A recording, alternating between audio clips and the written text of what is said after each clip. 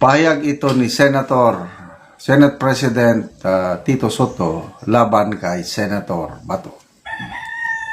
SP Soto kay Bato, huwag muna tanggapin ang sweldo habang hindi pumapasok.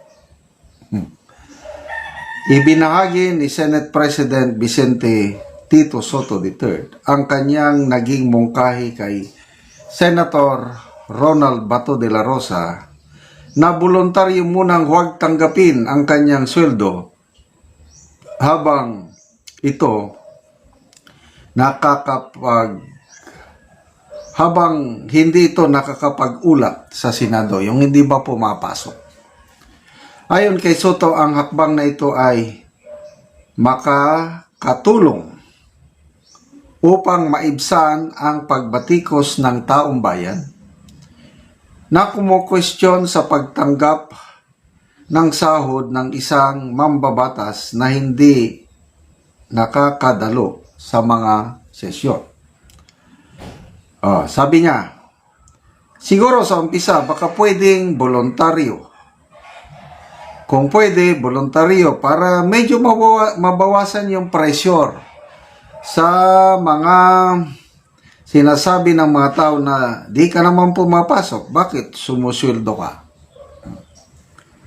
Ipinaliwanag din ng leader ng Senado na hindi nabago ang ganitong gawain dahil siya mismo ay hindi rin kinukuha ang kanyang sahod.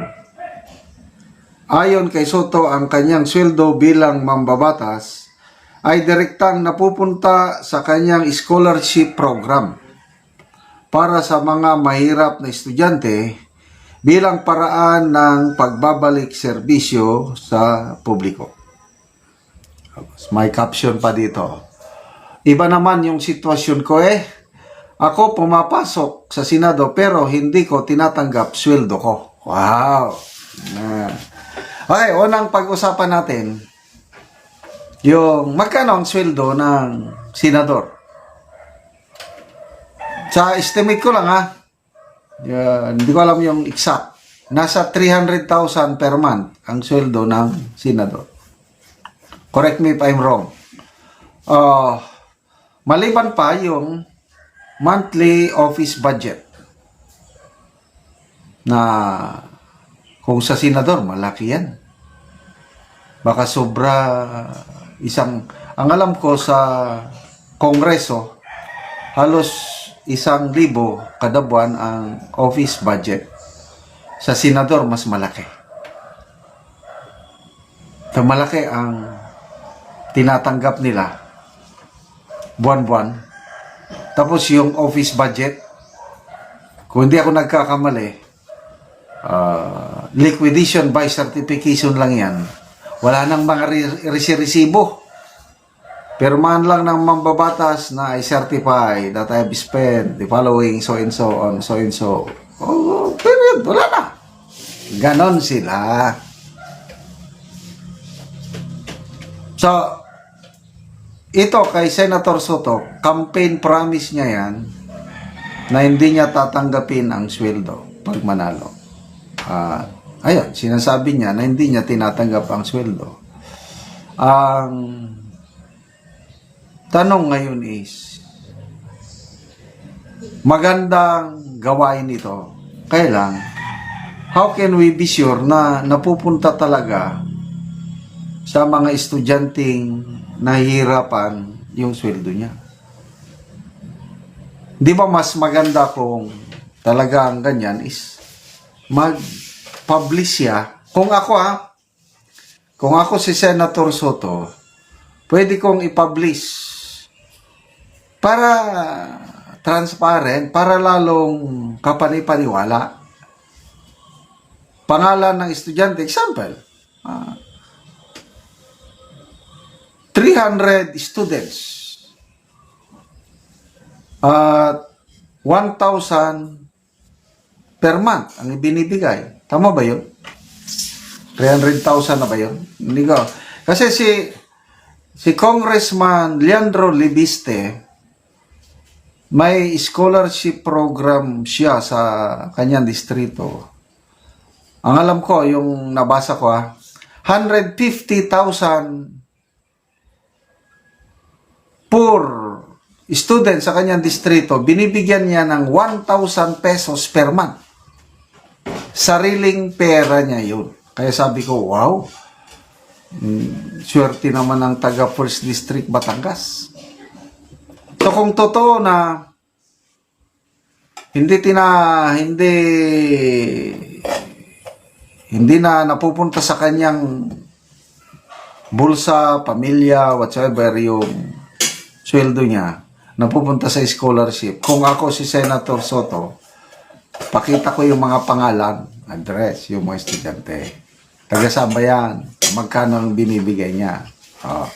Di ba? Ganun lang. Okay. Punta na tayo kay Senator Bato. Bahala na kay Senator Bato. Voluntary naman eh. Kung ako si Senator Bato, hindi ako pumapasok, pwede. Hindi ko tanggapin.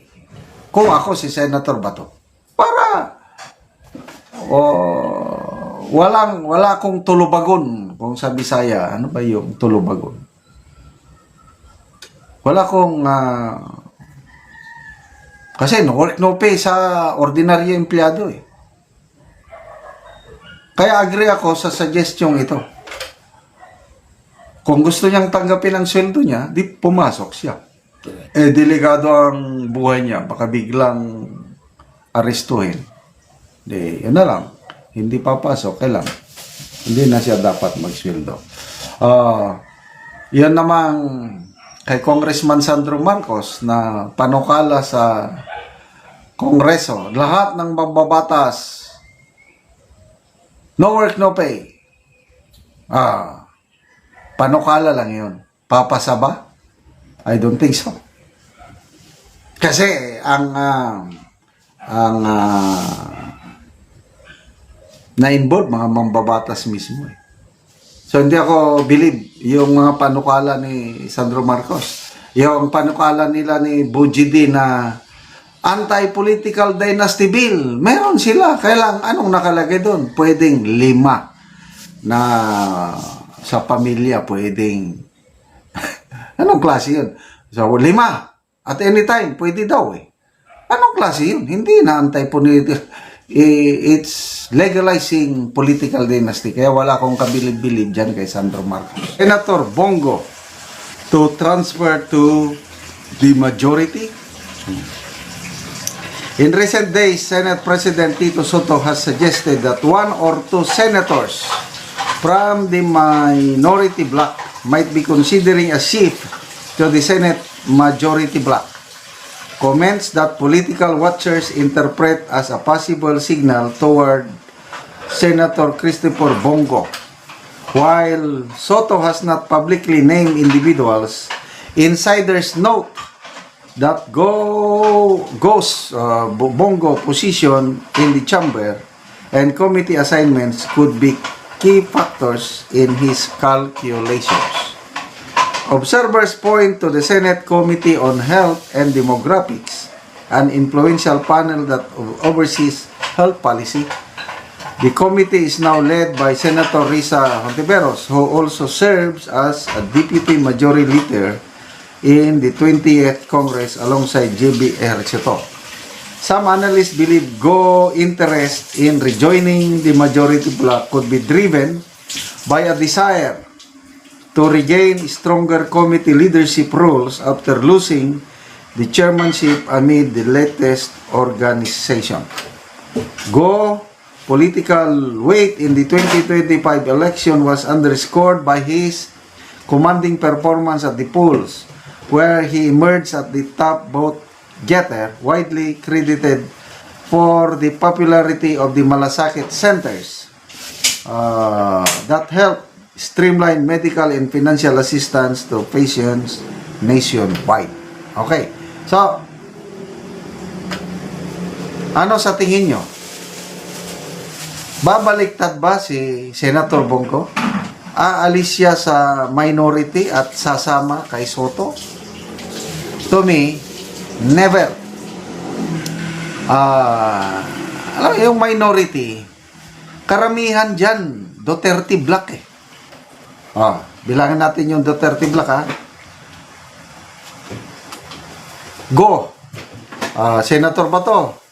Senator Amy. Senator Robin Padilla. Senator Marcoleta. Solid Duterte itong 5. Sino pa ba? Yung siyam sila eh. Yung tatlo ngayon na may kaso, ang Escudero, Joel Villanueva, and Jinggoy, hindi pwedeng babaliktad yan na mag-join sa kasi kinakasuhan na sila eh. So wala na. Sino pa yung pang siyam? Kalimutan ko na. But to me, Alan Peter Cayetano para yung pang siyam. So itong 5, solid yan. Imposibleng lilipat si Senator Bongo, alisan niya yung grupo niyang 5, pupunta yung sinasabi ni Senator Soto na may 1 o 2 na lilipat. Ano lang yon? Kung tawagin namin yon is PsyWar o psychological warfare. Para panakot din ba? Kasi siya, alanganin ang kanyang leadership anytime from now, pwedeng magbago dahil itong siyam na minority, may 3 na ready palagi na lilipat sa kanila. Sino yon? Senator Pea Cayetano at yung 2 Villar. So, 9 plus 3, 12 na. So, ang maiwan lang kay Soto, 12 din. So, parehas. Kailangan lang ng 1 boto para maging 13 yung isang Kaya yung sinasabi ni Senator Soto na may 1 o 2, pang lang yun, pang diskurahi, pang low moral sa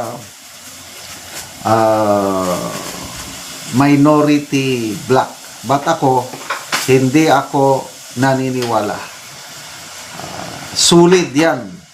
Kung mayroong sulit DDS, meron ding sulit senators para kay BP Sara, para sa mga Duterte, itong 5. Okay?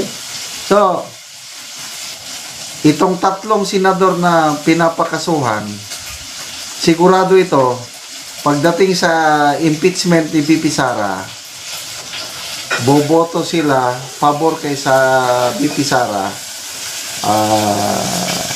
acquittal. Plus of course, si Senator Alan Peter Cayetano, pang-6 pala na Duterte Black yan. Sino yung running mate ni Mayor Duterte noong 2016, di ba, si Senator Alan Peter Cayetano? Kaya hanggang ngayon, nung bago siya kinidnap nung March 11 last year, isa si Senator Alan Peter Cayetano na kumukontra, 2 sila ni Senator Amy. Kaya 6 yan na solid Duterte. Yung 2 Villar, ano pa rin yan? Maka-Duterte yan, yung magkapatid na Villar. Although sa ngayon, nasa majority sila kasi nga gusto nilang mahawakan yung chairmanship nila. Sino pang solid Duterte sa majority block? Si Senator Zubiri. Noon pa, nung 19th Congress, ayaw niya na ng impeachment, sinasabi niya. And then ito, bago, 28th Congress na, bagong interview lang siya, I think last week, tinanong siya ng media, anong masasabi niya sa impeachment labang kay BP Sara. Sabi niya, I'm from Mindanao. Impeachment is a very unpopular move for us from Mindanao. Ang taas kaya ng rating ni BP Sara sa Mindanao, yung satisfaction rating niya sa survey, sa dami ng survey na 97% ang kanyang trust satisfaction rating sa taga Mindanao. Ganon siya kasolid sa Mindanao. Kaya tama yung kay Senator Subiri na unpopular move ang impeachment sa Mindanao and some parts of Visayas, lalo na sa Cebu.